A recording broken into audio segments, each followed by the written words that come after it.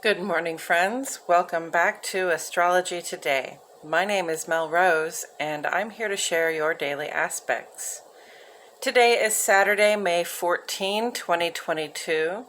The Sun is in Taurus, and Uranus is in Taurus as well, causing some shakeups in how we get the things we need. Whether it's a matter of availability, location, or price, ever since 2018 when Uranus entered Taurus, we've all had to become somewhat flexible facing the challenge of how we get the stuff that we need and desire. However, this January, the North Node moved into Taurus as well, making our drive, our appetite for material resources practically bottomless. Whatever it takes to get that thing we need or desire the most, we're pretty much willing to do it. The Sun with the North Node in Taurus puts this hot pursuit under the spotlight. And the full moon coming up tomorrow brings in a balance, as it will be in Scorpio with the South Node. Some things kept under cover may be revealed with the lunar eclipse tomorrow night. The South Node represents what's in the past and how we still rely on it to support ourselves today.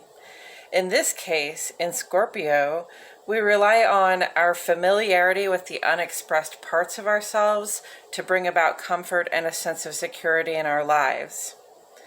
For some of this could point to old trauma that has gone unacknowledged, but the memory of which we have used to protect ourselves. At a certain point, we can lean too heavily on the wall we've put up and wind up in a deeply emotional state where we feel less safe, less rational, and less able to control our actions. That's one reason why this especially is a full moon and eclipse to be celebrated quietly and at home among people we trust, especially if you have prominent Cancer or Scorpio influence in your chart, or if you're close to someone who does. Full moons and holiday observations are not always about shadow work, but with the eclipse in the South Node coming up with the moon in Scorpio, we may find ourselves going down that road in any case. So the guidance I'm given is to lay low. Solar Beltane was May 1, indicating the solar midpoint between equinox and solstice, during which the sun's power and effectiveness continues to increase. Lunar Beltane is tomorrow night, and that will be a night when we naturally celebrate the increasing bounty present in our own and our families' lives. Okay, I'm going to go ahead and get into the aspects, but first I will point out the handcrafted key on the right-hand side of the page. Most of the symbols on the page have made it into the key, so if you desire a point of reference, it's right here. I've otherwise divided the page into two columns, one for each of our luminaries. The moon is the luminary that sheds light on our inner lives. This is about your relationship with yourself, what it feels like for you to be in your body, heart, and mind, and in your home. The transits and aspects that the moon makes are all very brief, and they have a subtle impact on those things you think, feel, know, and intuit, but may choose whether to express. The sun is the luminary that sheds light on our outer lives. This is the outward expression of yourself in the world, specifically in your work, social, and civic spaces. I address the sun and the rest of the planet's movements on this side because these have a greater effect on that outward expression. And we begin on the moon side today at 3:07 this morning, friends, Central Standard Time. A void of course moon goes square to Pluto. Cancer and Scorpio are naturally the most likely to notice this vibe. We can notice challenging feelings coming up with stuff we intuit or recall. The overall guidance is to trust your gut and to remember what you're resolved to do. Our lunar void of course period, this is the time from when the moon makes its last aspect in the sign of Libra and when it makes ingress into Scorpio. So that's the void of course period. That's when the moon is thought to be less under the influence of either of those signs. And this one is about 2.5 hours today. If you're up this early, it's a good time to check in with your intuitive and creative practices. Have those important conversations with yourself. And then at 5:34 this morning, Moon makes ingress to Scorpio, turning our hearts within and toward the work of transformation that we are engaged in. On the sun side of the page, in the ongoing column, we still have Mercury sextile Jupiter with us through the 28th of May. Gemini, Virgo, Sagittarius, Pisces. With Mercury retrograde, I view this as an opportunity to check all the parts of our bigger expanded plans for growth and work on strategies toward their execution. Mercury is retrograde through the 3rd of June. The apparent backward motion of our planet for analysis and communications can bring about shakeups in our ability to say what we mean and get where we're going. These things are often less easy for us at this time. Everything from the electronics and platforms we use to our ability to get from point A to point B can be affected. So go slow, friends. Be patient with yourself and others. This is an opportunity to practice Mercury's less direct skills, like watching and waiting for the right moment to move. Sun sextile Mars will remain in aspect through the 4th of June. Aries, Taurus, Leo, and Scorpio have ruling planets here.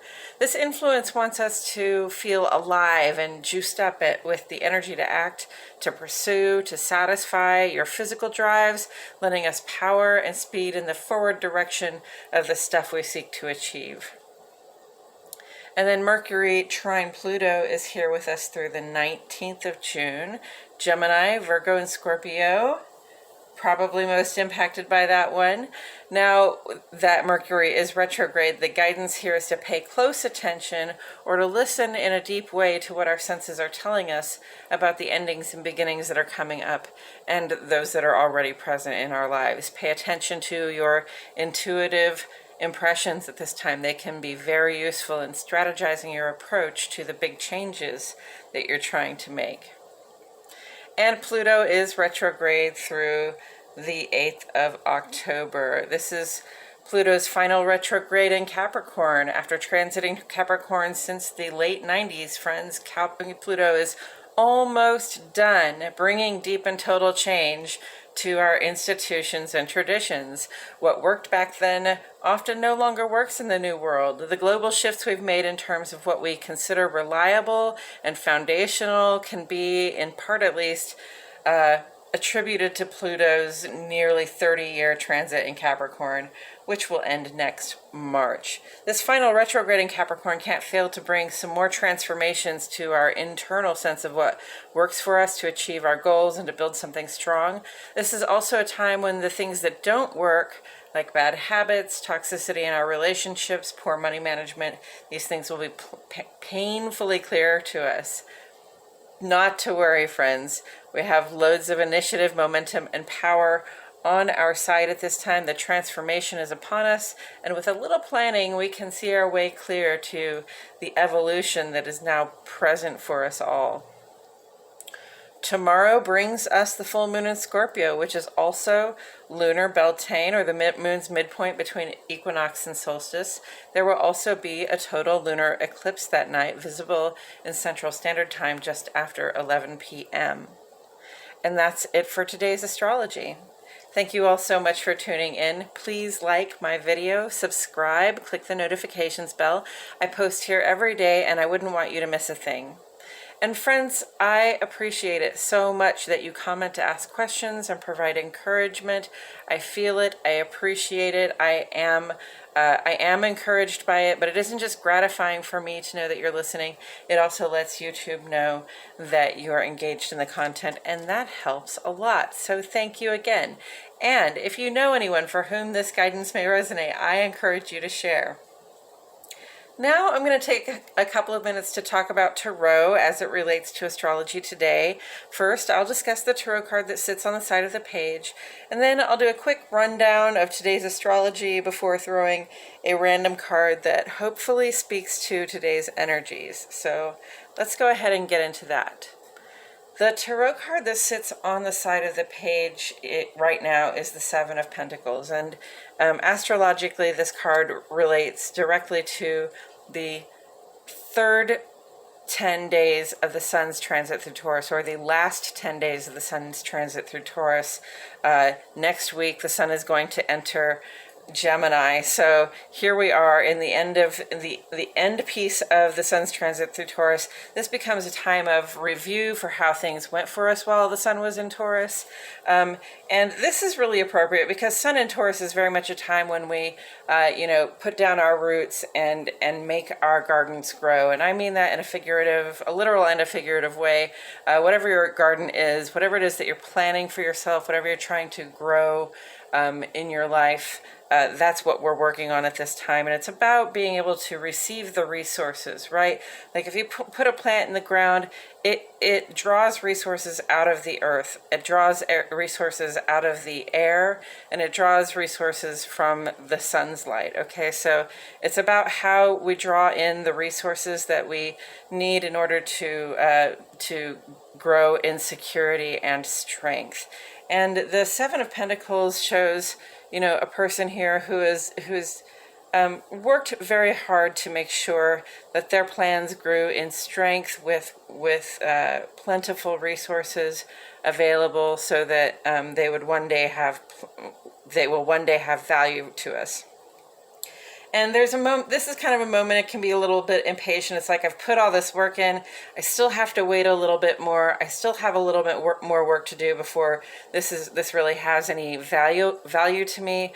But, it can be a time of impatience where we're like, I wish I could just, pluck those pentacles off the vine and take them to market right now. And again, I'm speaking allegorically, and what it just means is, we know that you've worked hard on your plans, and we know that you've given a lot of your time and effort and even love to the growth of your plans, and you want to make sure that they're fully ready before you start to enact them in the world, so that they can have the value for you that they are supposed to. And with that said, I'm going to go ahead and shuffle some cards while I remind myself that the sun is in Taurus, which we just talked about as a time of growing in security and strength, drawing in the resources that we require to do so. Uranus has been in Taurus for a few years and will be for a few years yet. Uranus has really been asking us to become flexible about what it is we consider a need and desire, and also how we get it, where we get it, what we're paying to get it, that kind of thing. So, we have become flexible, perhaps against our preference in how we get the resources that we need. But at least, we've gained that flexibility, and so, it won't be a surprise if we have to, start getting our toilet paper from a different store next time, right? The North Node is also in Taurus, and the North Node is not a planet but a point where the moon's orbit around the Earth intersects with the ecliptic of the Earth around the Sun. So the North Node is a point that really represents that which we avidly go after, what we pursue, what we are going toward, what we are moving toward in this life.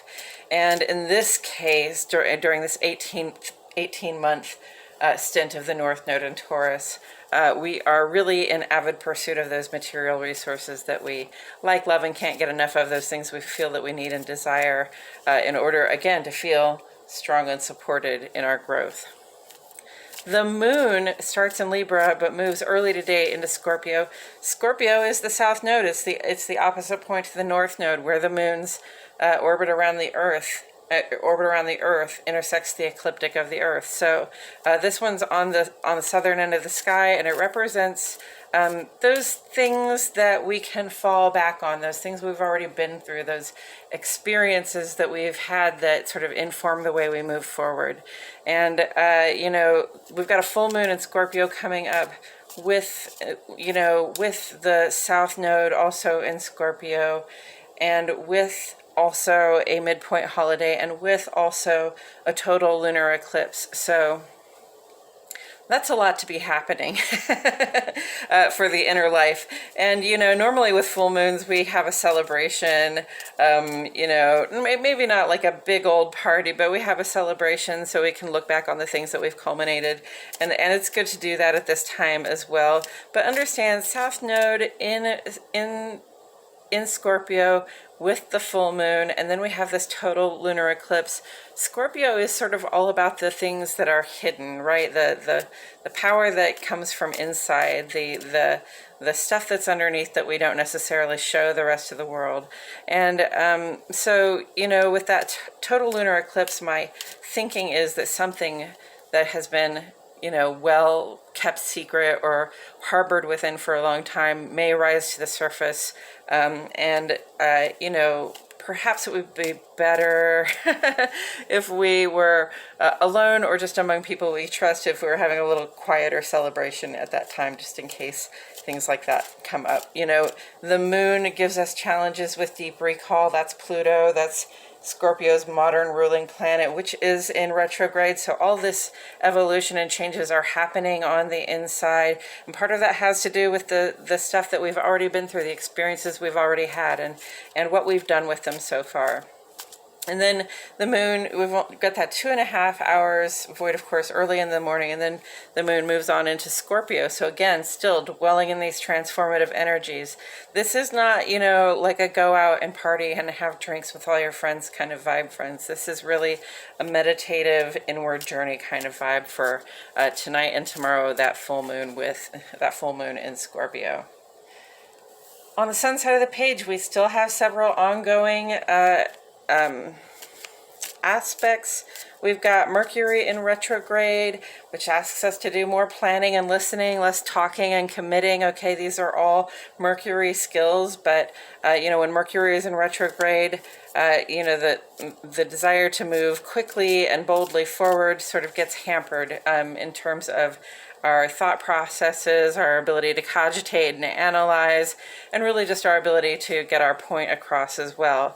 Mercury sextile Jupiter, though, still a very good cooperative vibration, allowing us to strategize for the growth we want to see in our lives. Mercury trine Pluto, even though Mercury and Pluto are both retrograde, this is a great time where we can see clearly, we can know very clearly what is going on deep in our heart, sort of deep in our psyche, coming up from our subconscious, what's coming up from the shadow, right?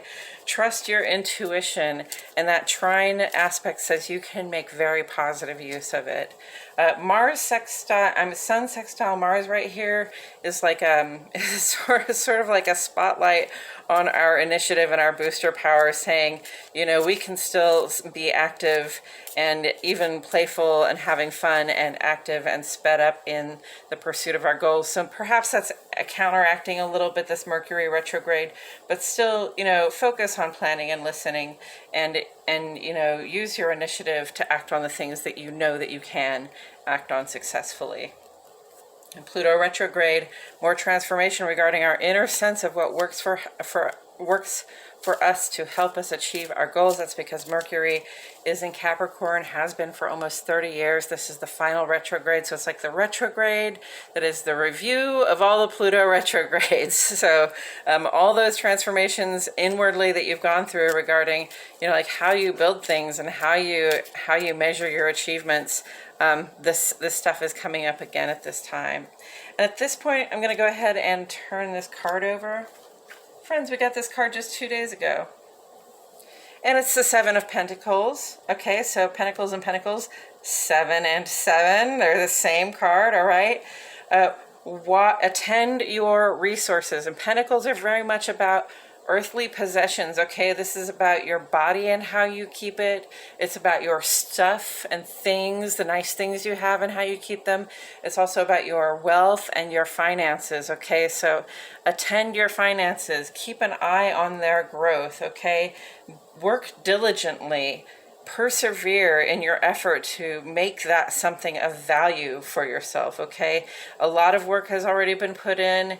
You may feel like you've done all the hard work you possibly can, but it's still going to take an extra little bit of push and focus now to get from this point where we're watching our fruit on the vine, we're watching our plans sort of come toward fruition, to get from that point to the point where we can make them of value to us, we can have something to offer out in the world. Okay, so, you know, maintain focus, maintain your your attention to the details when it comes to the Pentacles stuff, the health, wealth, and finances. And soon you will have something of value to share with the world. And I believe that's all I have to say about that today. Thank you all so much for being here. I truly appreciate your presence. My name is Mel Rose, and I'll see you all back here tomorrow for more Astrology Today.